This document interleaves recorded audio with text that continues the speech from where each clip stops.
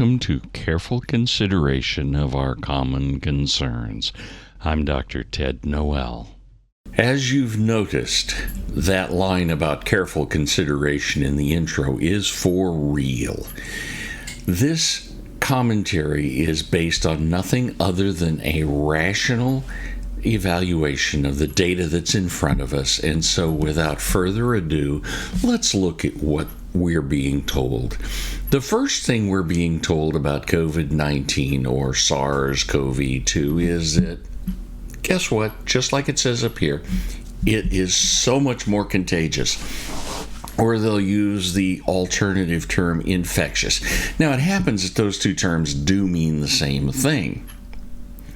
And what the mainstream media want you to believe, and what Anthony Fauci wants you to believe, is that, in fact, this particular bug is so horribly infectious that, unlike the original COVID-19, which if you got near it, it was going to put you 6 feet under, and the only thing that was determined later was what's the date on your headstone. This is the moment you see it, it's like looking at Medusa, and it will turn you into stone.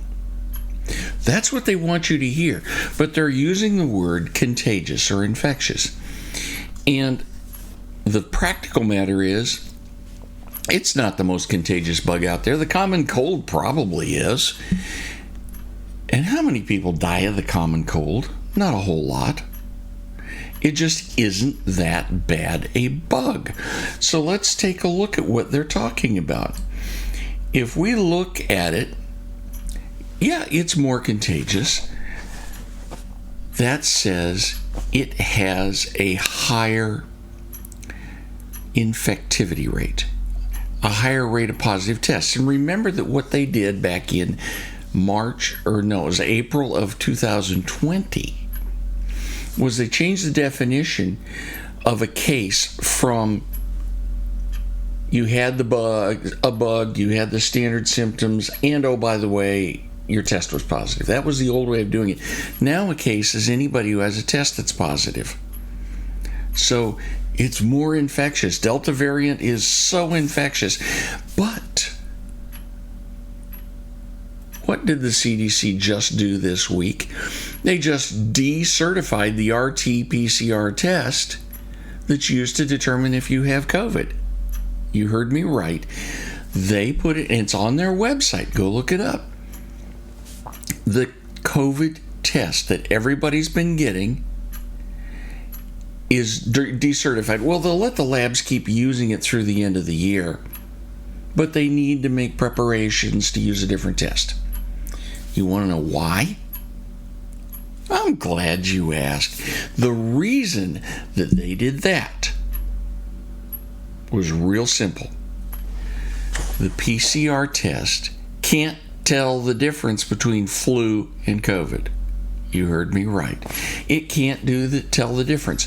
So when we have these numbers that say, well, we've had 500 or 600,000 people died of COVID, it's a lie for two reasons. One, CDC changed the reporting requirements. It used to be that you died of COVID if that was the thing that got you. But like one of my good friends in active medical practice says, I've only seen one patient die of COVID, and it wasn't COVID.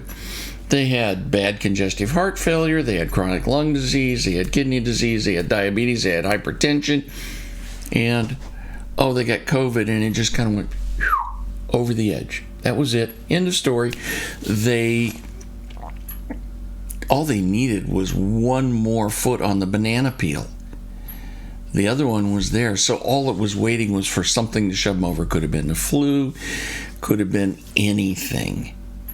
But they got listed as a COVID death, when COVID just kind of gave them a little nudge. But was it COVID? Why did we use all of these tests? Remember, the CARES Act gave a huge bonus, if memory serves, $13,000 for everybody who came to the hospital with a positive test.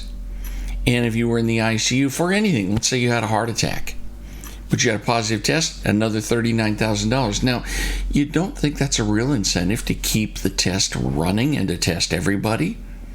I mean, another of my friends who's an active cardiologist says, people would say, why didn't you order a COVID test? I said, because they had a heart attack. They don't need a COVID test. Well, we got to have you... No, don't.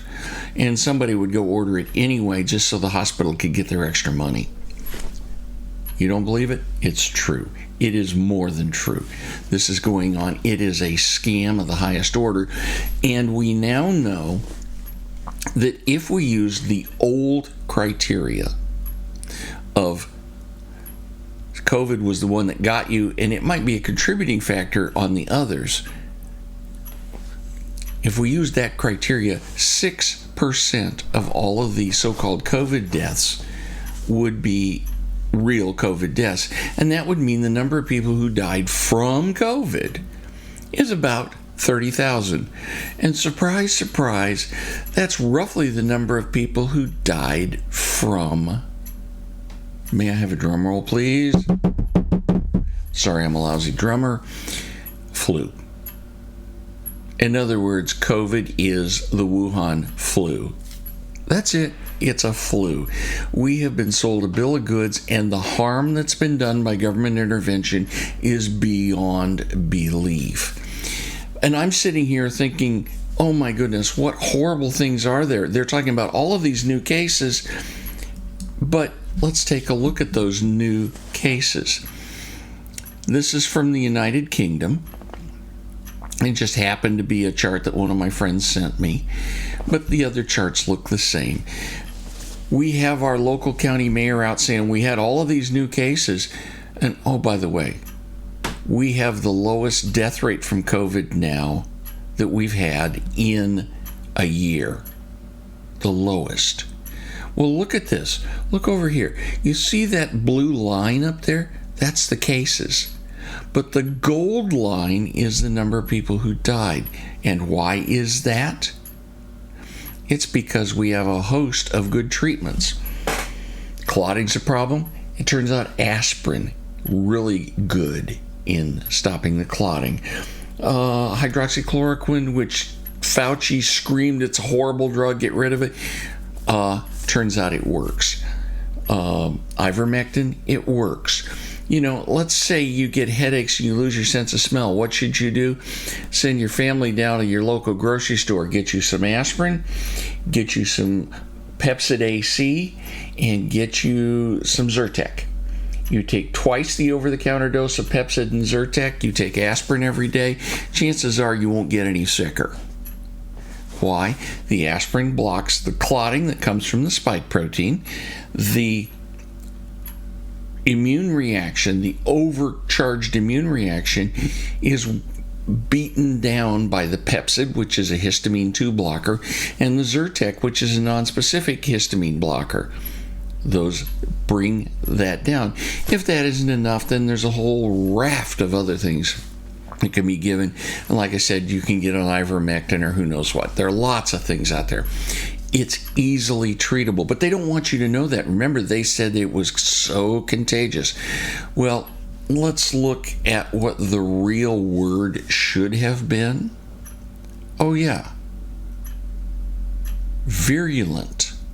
That's a word that's not so common, but it doesn't sound like it's so contagious. We even had a movie a few years ago called Contagion.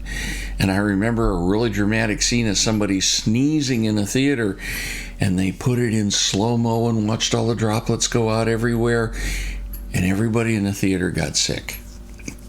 And you had these people in spacesuits, you know, out there helping take care of people. Well, contagion.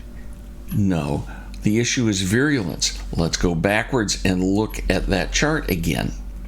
It turns out that it's nowhere near as virulent. It's a milder disease. The Delta variant is mild. And we have all of those good treatments. Very few people should ever go to the hospital because of COVID. We just have too many good treatments. It simply is not that virulent. And remember, the manglers of our language are very happy to mangle away if you don't take the time to learn what the word means. And so when they say contagious, they just got in your face. The next thing they said is, our hospitals are not yet full. What is the implication of that? They're filling up, they're filling up, they're filling up, and they're just about to get full. During the worst of the COVID pandemic, when they shut down all the elective stuff, hospitals were maybe half full at most. Maybe. We saw all of those news scenes of ICUs that were all slammed full, and there were occasional beds in the hallway and whatnot. Guess what? That happens almost every day in almost every busy hospital. Why? ICUs are expensive. We don't joke about the expensive care unit for nothing. It is the expensive care unit. But what happens is this. If there aren't enough patients to fill it, nurses get sent home because they are high paid. And if nurses get sent home, that saves the hospital money. Then when you get too many patients, that's called a high census, you bring nurses in, but because you really don't have quite enough nurses, now some nurses have to work double shifts. Hence, you have this, I'm so exhausted, I've been working all of these shifts. That is normal. Hospitals do it all the time. Nurses hate it because if the census gets low, the staff gets sent home. Then when the census goes high, they get brought back. They have to work double shifts, but guess what? They don't get overtime for it because they didn't put in all those hours when the census was low. You see what's going on? They're lying to you. They're using a normal circumstance and making it look bad. And those trailers of bodies in the freezer trailers out by the hospitals, well, that might have seemed like a reasonable precaution, but it turns out if people had simply been sent to the morgue the way they would normally be, there was no reason for those trailers. It didn't happen. Remember all the cry, we're going to need all of these beds and we're going to need all of these ventilators? Well, President Trump invoked the Defense Procurement Act and got ventilators built. And he brought a hospital ship into New York Harbor, and they took the Javits Center and they made it into a field hospital. They had 2,910 extra beds in New York. They didn't get used much at all. I mean, there were a few beds in the Javits Center got used. Most of them didn't get used at all. And the hospital ship only saw at most a handful of patients. Why? It wasn't that big a deal. But remember, never let a crisis go to waste. Rahm Emanuel was right. The Democrats can increase their power. Just ask Governor Whitmer of Michigan, who's locked things back, or Governor Hairgel out there in California, who is locking things down again. It's insane. And by the way, you know how many cases have been transmitted outdoors worldwide? We have proved none. You heard me. Zip, zero, nada. They don't get transmitted outdoor. Why? Fresh air and sunlight. The air you breathe out, it's an aerosol. It disperses widely. The sunlight, the UV, destroys the virus. Fresh air and sunlight, people don't get sick. Remember all those riots? Oh my God, we're going to have a super spreader events. Didn't happen. Three people got sick. Turns out they got sick at the bar drinking before the riot. That kind of thing. So let's take a look. Hospital's not yet full. Boy, that is a horrible line. And the real key here is there are lots of good treatment options now. It's really simple. Most people should never have a need to go to the hospital. And as a matter of fact, most people don't.